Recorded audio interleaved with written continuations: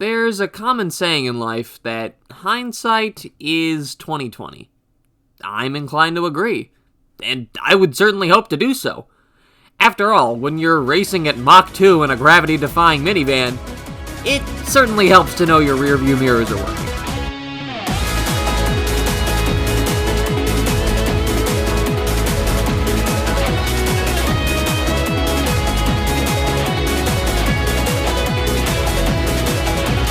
This is XF Extreme Formula, an anti-gravity racing game inspired by F-Zero and one of my favorite games of recent memory.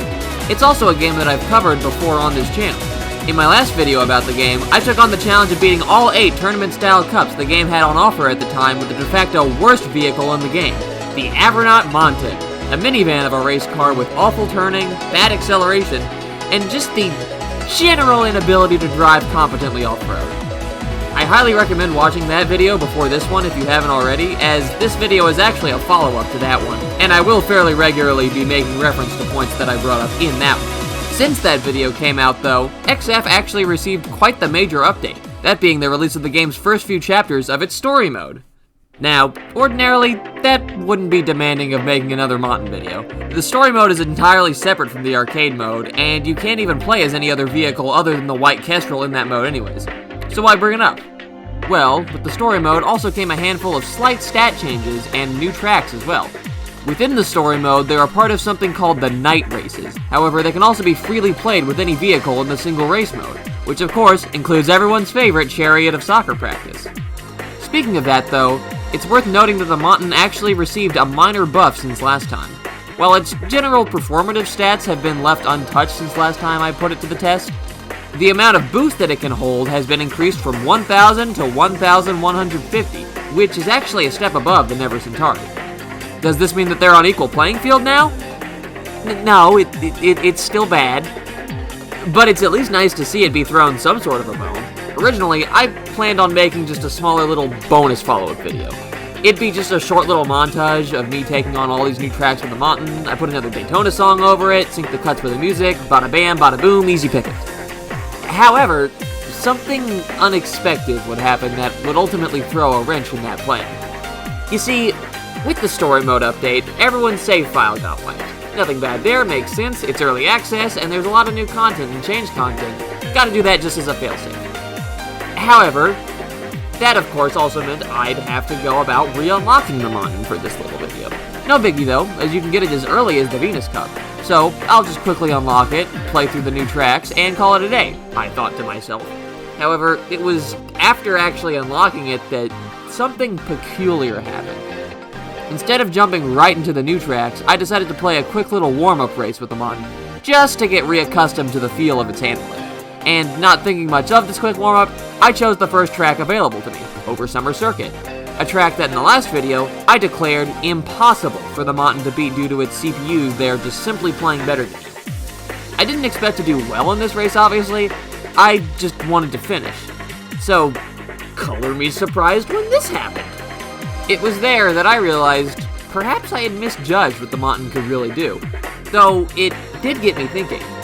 If the Monton could win here, where else could it win? And that, my dear viewers, is what led me here, posing the new question, can you beat every track in XF Extreme Formula with the Avronaut Monton? Before diving into this though, I figure a little overview of the challenge itself is in order. First up, same general rules as last time. Gotta use the Monton, obviously. Have to play on Beyond mode, the hardest difficulty. However, this time, I don't have to worry about overall cup points since I'm going to be playing all of these tracks individually. I would also like to note that I'm not going to be replaying any of the tracks I already happened to get first on the last time around, since at that point I'd just be repeating myself. So, apologies to any of my viewers from Venus, I hear your planet is beautiful this time of year, but I unfortunately won't be visiting it this time around. So, all that said, that leaves 12 returning tracks unconquered, plus the 15 new ones for 27 in total. Of those 27 tracks, what better place to begin than where this all started? Nothing beats a good starter track in the morning. Well, nothing except me, so I would hope at least. That's the point of this challenge, after all. Previously, I stated that Over Summer's biggest hurdle in difficulty came from its simplicity. Since there's not much to learn, the computer racers already know all there is. and can easily stay ahead of you once they've gained that ground. What I failed to realize in the past video though was that there's actually a surprisingly simple remedy for this. If you don't want to let the others stay ahead of you, don't let them get ahead to begin with. Einstein level advice, I know. But in practice, I'm actually serious. Throughout my last video, I described the overdrive mechanic as something that was useful, but risky, and only really to be used in a pinch if you need it. What I failed to realize there was that it's also a temporary super state of sorts, that when active makes the Avronaut actually a good machine. As mentioned earlier, one of the Avronaut's worst stats is acceleration, making it incredibly hard to pull away from the pack early on. However, there's nothing stopping you from simply popping a bit of overdrive at the start, and hey, I'm already at first. From here, the race is no longer about keeping up with the pack, it's just about nailing your lines and staying ahead, which, with an unobscured track, is a lot easier to do. Just make sure you try and hit the full length of both O2 pads when they come up, and counter-strafe along the turns. And before you know it, that's the first unbeatable track cleared with several seconds to spare. But that's not even the best part about all of it. See, that little rocket start trick isn't exclusive to this track. It can be done, theoretically, on all of them. With this newfound trick, I was honestly feeling unstoppable, and ready to take on whatever this game had left to throw at me next. Speaking of which, what track is next anyways? No. Not yet. No. Please. No. I can't. Not yet. No. No, please. No. No. You know what? Why don't we check out those new tracks instead? At night. XF's newest set of tracks are a little different than the ones that came before them. Rather than be a part of any established cup, they're all sort of like little exhibition races in of themselves within the story. In addition to that, the 15 number I gave earlier is actually somewhat inflated, as 6 of those tracks are just backwards variants of other Night Race tracks. These tracks are all also fairly simple in design and all use the same general aesthetics. However, the races held here are just as genuine as any other track in the game. Now, you may hear simplicity mentioned and immediately worry that the AI would be completely nuts at these tracks too. Fortunately, that isn't generally the case here. Whether that's intentional tuning on part of Lake himself to make these more easygoing in the story mode, or just how these tracks play out in general regardless is unknown to me. But I'm certainly not complaining. Of these tracks, Short Banks, Vacuum Tunnel, East Twists, and East Dive all proved fairly uneventful in both their forwards and backwards variants. Short Banks, being the first of these tracks, really lives up to the short part of the name, having to span the course of 6 laps to really get its full mileage. The track itself is simple to compensate, and pretty quickly becomes just a test of how long you can keep your boost chain going. Vacuum Tunnel is also simple, though for different reasons. This track is somewhat of an alternative introduction to zero atmosphere tracks, with the titular tunnel being a long, mostly straight stretch without any oxygen. The Avronaut can manage it without much issue. East Twist is a bit more average length track with a series of hairpin turns to weave around, but by now those are an obstacle long since below what the Avronaut can do with the right technique. Then East Dive is similar to East Twists, though it features this cool set of dives into and out of a large ravine. This track is actually one of my favorites of the night races. It's not particularly tough, but it's got a really nice sense of flow to it throughout. As for the other 2 tracks with a backwards variant, Short Twist and East Loop, they were a tinge more eventful. Short Twist's forwards went down with little issue, being effectively a slightly more twisted take on Short Banks. However, it was in the reversed layout that a certain rival decided to make their presence known. You all remember the crosswinds, right? Scourge of the Earth Cup? Well, it's back here, creeping up on you through the ranks as this race goes on, ready to make a last-second pass on you right before the finish each and every time you take on this track. I honestly have no clue what makes this Hoverjet's CPU so much more persistent on the reverse version of this track compared to the normal one, but regardless, it's an intimidating sight. Fortunately, upon running it back, I managed to put on a better performance, and while ultimately there were some close moments where we changed spots in the lead, I in the end held first when it mattered most, and got another track win in the books. Lastly, East Loop. This track luckily didn't have any sort of cracked out rival like the last one, with its notability instead coming from just a bit of an oopsie I had while racing it. While the forward race went great the first time around, the reverse run saw me repeatedly being caught off guard by this sharp 90-degree turn that the track makes hard to see coming. There was also this sort of silly moment right at the end where I flew out of bounds, and then the respawn kept putting me in a prime position to just do it again and again. Fortunately, you respawn instantly in single races and only really lose time, so this was more of just a funny blooper in the end. With those done, that just leaves the 3 other night race tracks, the street races, as I'll be calling them. That said, aside from not having a backwards variant, these tracks are essentially just more night races in practice. The first of which is Half Under. Half, you say? Why, you wouldn't happen to be referring to a half pipe? Woo! How I've waited for this moment! How I've yearned to be here again! How I've... oh, it's over already? Damn, okay. Yes, this track is another half-pipe track, but only sometimes, with it quite regularly funneling you in and out of various short half-pipe sections. Honestly, a majority of the track is probably spent out of them than in them, and even when in them, they're so brief it's hard for the Avronaut to really take advantage of them. That said though, I fortunately didn't find I needed to, as this track, while I did see my rivals hot on my tail, was ultimately yet another first try clear. Next stop, Caramel Heights.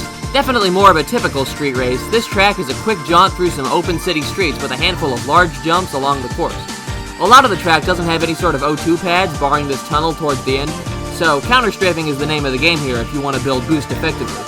In that way, it's sort of similar to Hyper Effects, and is yet another easy one, leaving just S-Twists as the final night race track.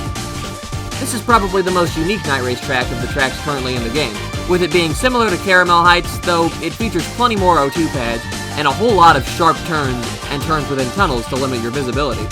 It was also a fair bit harder keeping up with the pack here, though I was able to eventually pull ahead on the second lap, and hold the lead through the remaining laps. With that track said and done, that's the night races as they are now, all knocked out. I gotta say, I really feel like I blitzed them here.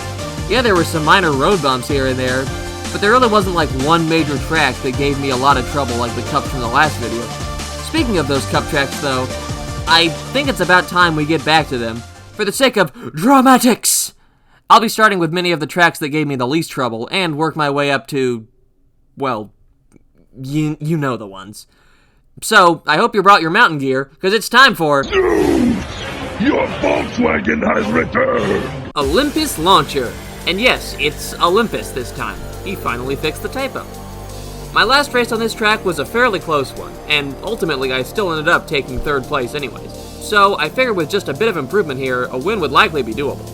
I led the race with a rocket start this time around, and in a matter of seconds I was already sitting in 1st place again. Defending that spot though would be the tricky part. My first crack at it ended quickly when I hit a wall and decided to restart.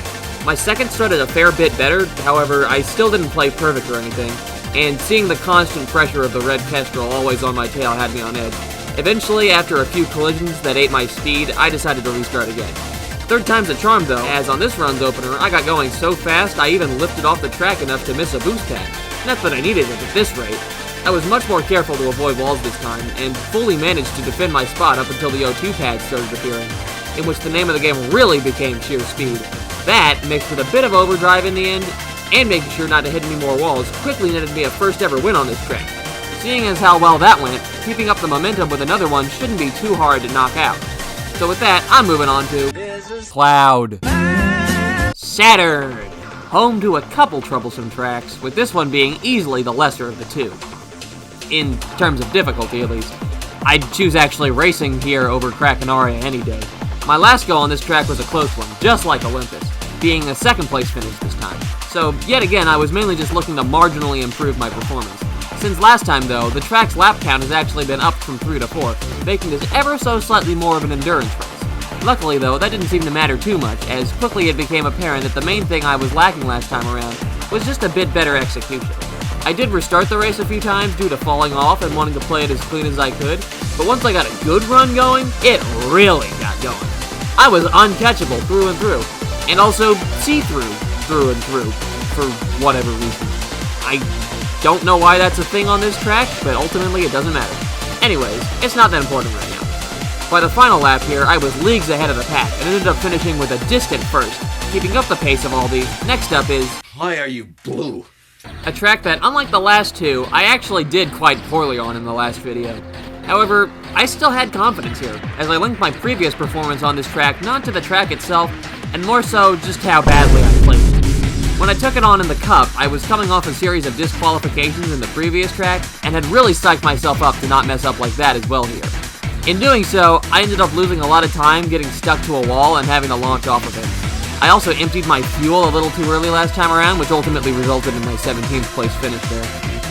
I was determined not to fumble the bag again this time, so after a rocket start, I immediately got to defending my temporary lead against the persistent red Kestrel. Things were back and forth all throughout the first 2 laps, though I played decently and managed to actually stay on the track this time around. The final lap, though, was where things really got tense. I had already popped most of my overdrive already and needed to really run it clean here. I shot into the lead briefly, only to be passed right up before the end. So I popped what little overdrive I had left to pull back ahead, and to my surprise, it worked! Until it didn't. Not only did I run out of fuel again right before the finish, this time actively getting a disqualification, but I also went frame by frame afterward and saw that I even got passed back up right before the end anyways. So, had I finished the race, it still wouldn't have mattered. I ended up fumbling a bit too much for my liking in the next run back, so I restarted there too. This time though, I knew what I had to do. I made sure to hit O2 refills for their full duration this time around, as to maximize how often I could boost. That, with counter-strafing around the long bends, meant keeping up a much more definitive lead this time. I had to just not royally screw up at the end, and the gold was mine. And in the end, it wasn't even close. With yet another track down, I shifted my focus for a moment from a track to a cup. That's right, folks. It's time again for the... That was cool. Pun entirely intended. Seeing as in the last video, I only actually got first on one of the 4 tracks in the Outer Cup, I figured it'd be fair to just replay the Outer Cup itself since the first 3 tracks were the ones I needed to redo anyways. That, of course, means starting with Thunder Heights. Things here actually started pretty well, though they quickly went south after I was attacked back-to-back by Green Vespa. I cut my losses and restarted here, leading into a much stronger first lap. I kept up the pace as the race went on and stayed comfortably ahead of the Forgery this time around. This track quickly went down as the first win of the Cup. Next was Frozen Giant, a track that would have been in the bag last time had it not been for a clutch pass on part of the red Kestrel. I ran this race fairly cleanly for the opening laps, pulling ahead and keeping my speed, though I arguably might have gotten too fast as come lap 3 I'd get stuck up on a wall and plummet into the abyss soon thereafter. My next run at it though was a lot cleaner. I even got this nice little glide skip down.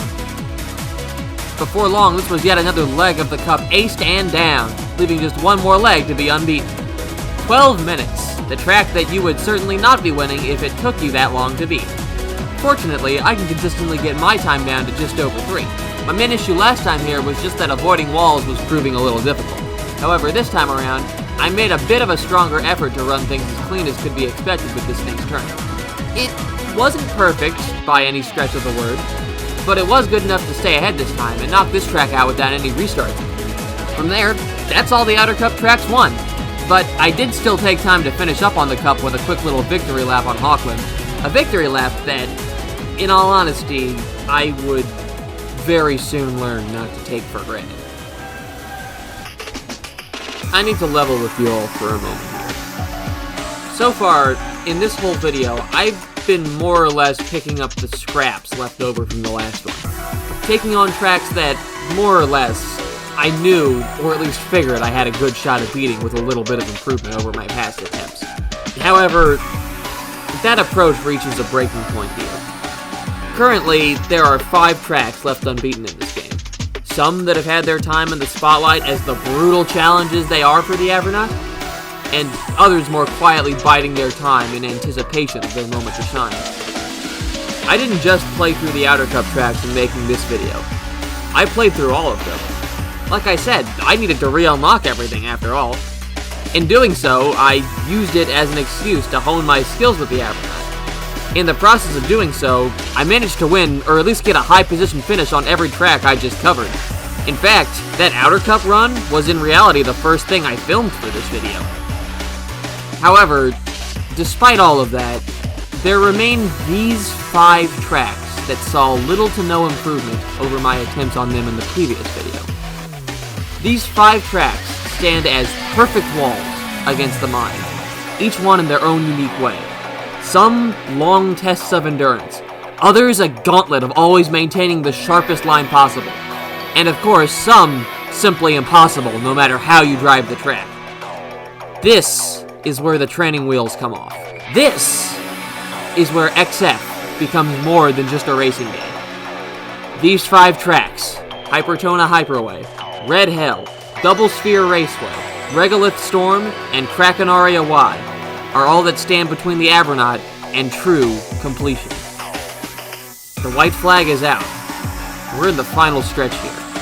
This is XF's final test. So what better place to start than with... Or at least that's how I had it hyped up all in my head before I actually went to start doing attempts. And I'd certainly say that's how things started too. However, they certainly didn't stay that way for long. Things at Double Sphere started off somewhat bleak. I got off to a rocket start as planned, but quickly sandbagged due to not having enough O2 to keep my speed up in the vacuum of space, dragging me right back down to a 6th place, where I sat for most of the race last time. I was tempted to just restart then and there, but I didn't. Instead, I kept headstrong and locked the fuck in.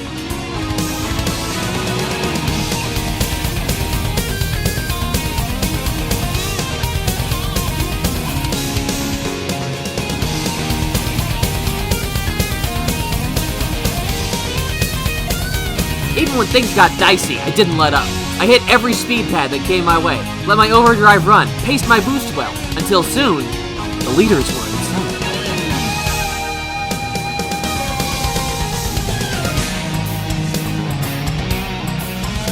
And like that, that's 1 of 5 done. So why stop the momentum there? I'm just getting started! A rocket start here is nice, but with the elongated starting grid and how long the track is, it's gonna take more than just that to stay ahead. Fortunately, I think I've got a handle on things by this point.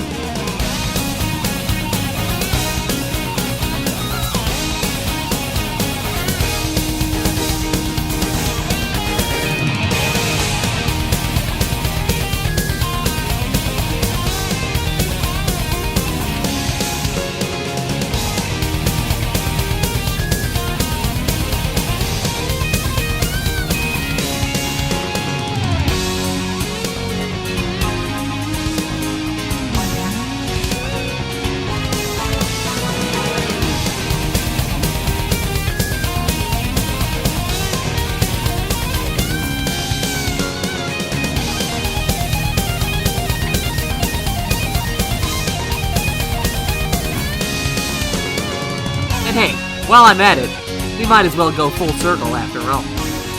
That's right, folks, it's time! But don't think I'm going into this one without a plan in mind. You see, a little while back, a fellow XF enthusiast known as the Randomizer made it known that they had discovered an odd dip in the geometry of this track's second turn. And if taken at a high enough speed, it could essentially be used as a ramp. Fortunately for me, at Hypertona, speed's the name of the game.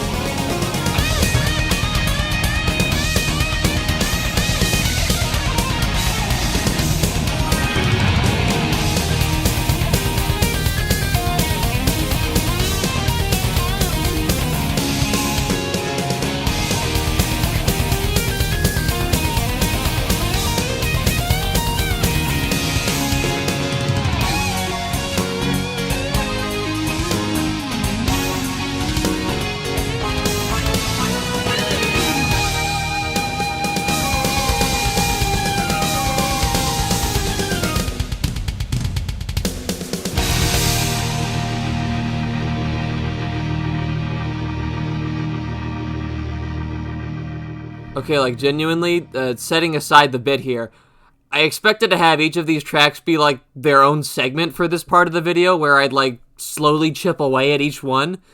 But, you know what? I'm happy with this way of doing it, too. That said, though, I'm not out of the woodworks just yet. That was only 3 of the 5 tracks I mentioned down. There's still 2 to go. And this time, I'm not setting up for some big twist when I say that they're both a real challenge. The Moon Cup's Regolith Storm and the Saturn Cup's Krakenaria Y. This really is the endgame now. Of course, I'll have to choose one of these tracks to play first. And ultimately, I decided the best course of action was... Release the Kraken! Krakenaria Y! While its sister track proved little issue in the first video, this condensed, twisted mess of a track clearly proved a steep challenge. And, unfortunately, it continues to live up to that moniker. As I explained in the last video, Y's whole deal is finding a precise line through the track in between patches of off-road. That, in the case of the Avronaut, slow it down tremendously. This track is already a hard one ordinarily, regardless of machine, and it certainly does the Avronaut no favors. My initial runs here just saw me repeatedly being left in the dust. Even with the rocket start, I was getting passed up regularly on just the first lap. No matter how many times I tried, I just couldn't seem to manage the precision that this track constantly demanded. And even if I looked past my desperate need of get good, the CPUs are kinda just cracked at this track regardless. Suffice to say, things were not looking good here.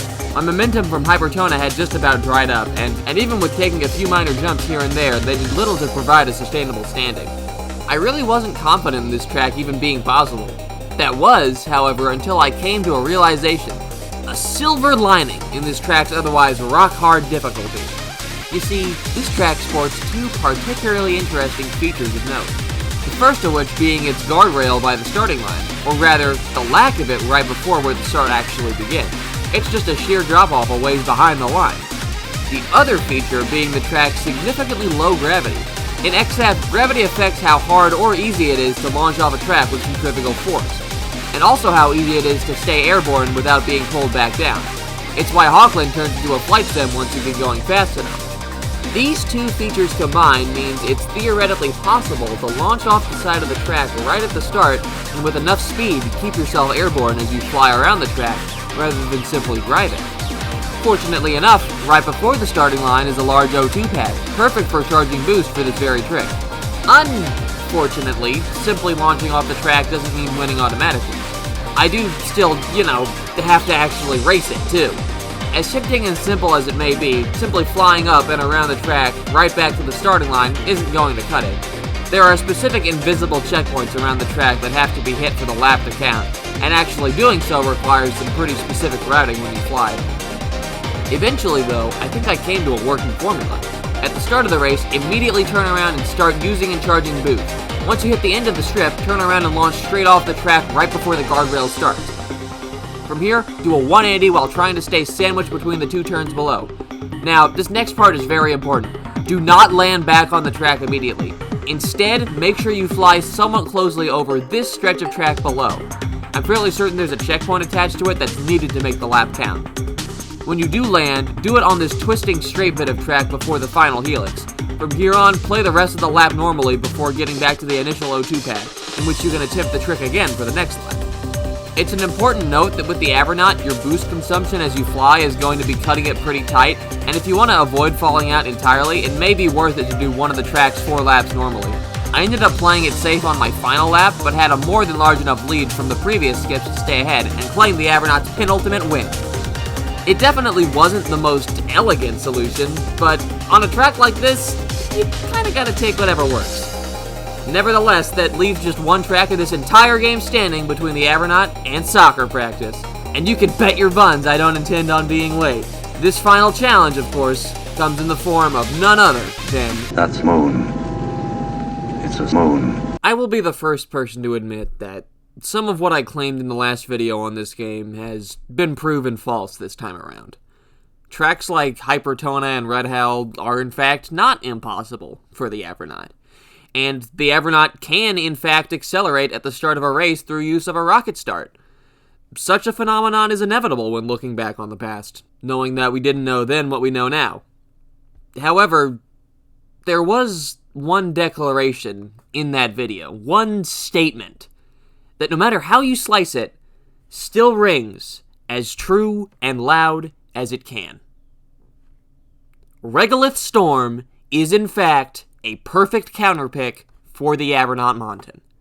And I mean that in every sense of the word.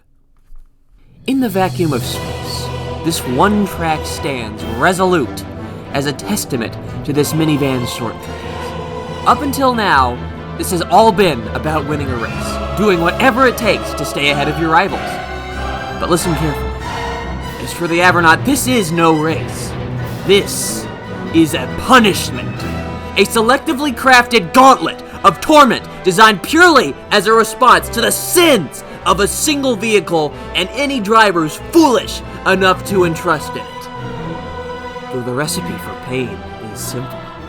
An entire track paved in gravelly off-road, lacking an atmosphere to boost along it. You'll soon find that its effects are suffocating. No matter what you may think to try, it'll be of little use to you now.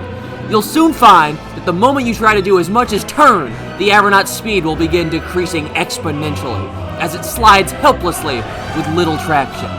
Want to shoot ahead of the pack with a rocket start?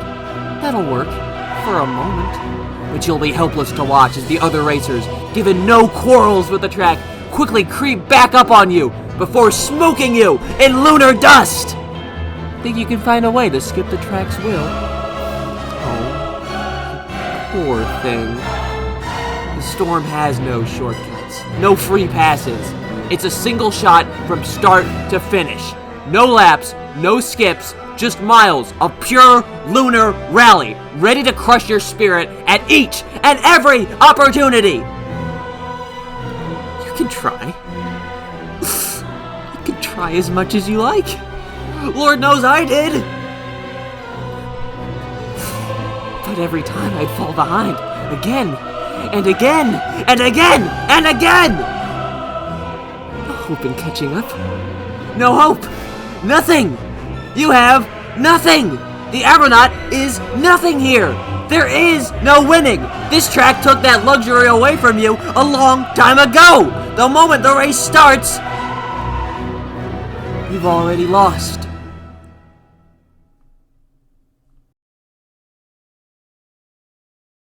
Regolith Storm is perfect. It takes what the Avronaut is worst at, puts it on full display, and sticks you right in the middle of it. I tried so many different approaches here. I tried attacking the other racers to try and disqualify them, but your attacks are so imprecise I couldn't even land a hit. Even if I could, there's too many of them for it to even be worth it. I tried looking for ways to skip parts of the track, but to no avail. Like I said, it's a single lap track where the start and finish aren't even in the same place. And even if I did find a way to safely leave the track, I'd have nowhere to go but the same way I'm already going. I even tried the track on special difficulty just to see if I could semantic my way into a win there. But again, no hope. This track is brutal on the Avronaut no matter what. It stands solely as an insurmountable wall that simply cannot be conquered by what few strengths the Avronaut has. Which is why I'm done playing to them. If this track wants to completely crush what tactics the Avronaut can do well, why not do what it can do poorly? Ask yourself this whole time, what is the one thing that the Avronaut has just been awful at? Turning. It has to brake turn constantly just to make simple bends. It's got the worst turning stat in the game, after all. It simply cannot turn for shit. And this track, of course, knows this, penalizing any sort of turning from the Avronaut with a significant loss in speed. So don't turn.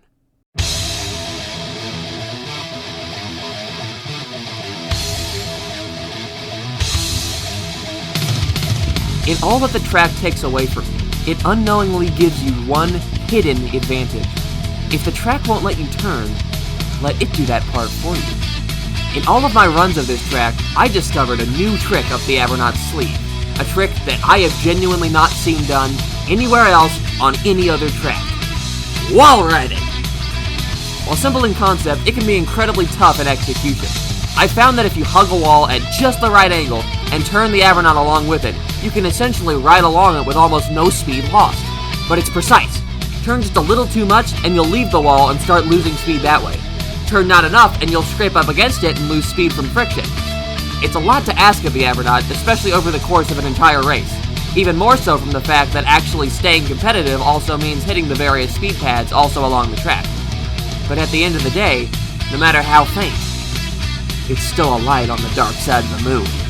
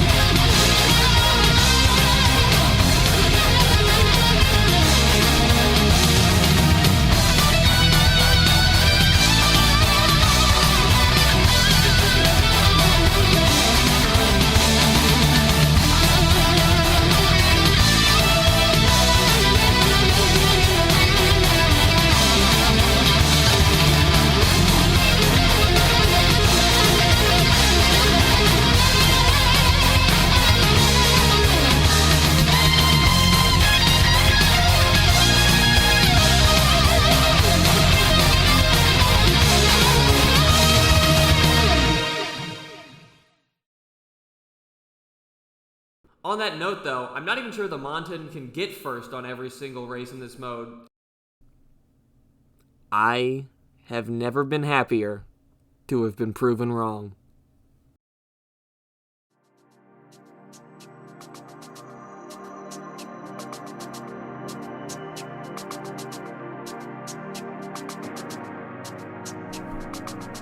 You know something? It's a weird feeling I've got right now. It's part accomplishment, part relief, but also part longing. I really don't know how to elegantly put it. When I finished the challenge in the last video, I was proud, obviously, but also a little underwhelmed. The game had thrown so much at me, so much at the Avronaut. I was able to make it by good enough to the game's liking, but I couldn't shake the feeling I hadn't yet achieved this level of mastery I had in my mind that would be necessary to complete the task I had set out for myself. Only now, after knowing conclusively that I've bested everything the game had on offer to throw at me, I do feel like I've gotten to that point. But at the same time, what really do I have left to do with it? This whole time, there was always that next track waiting for me. That next time to beat. But now, it's over.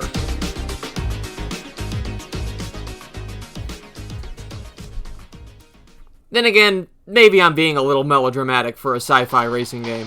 That's the challenge. That's it done. I can conclusively say that, yes, the Avronaut can beat every track in XF Extreme Formula. Not all without pulling out some technical cheese, of course, but still, it's possible, and has been done.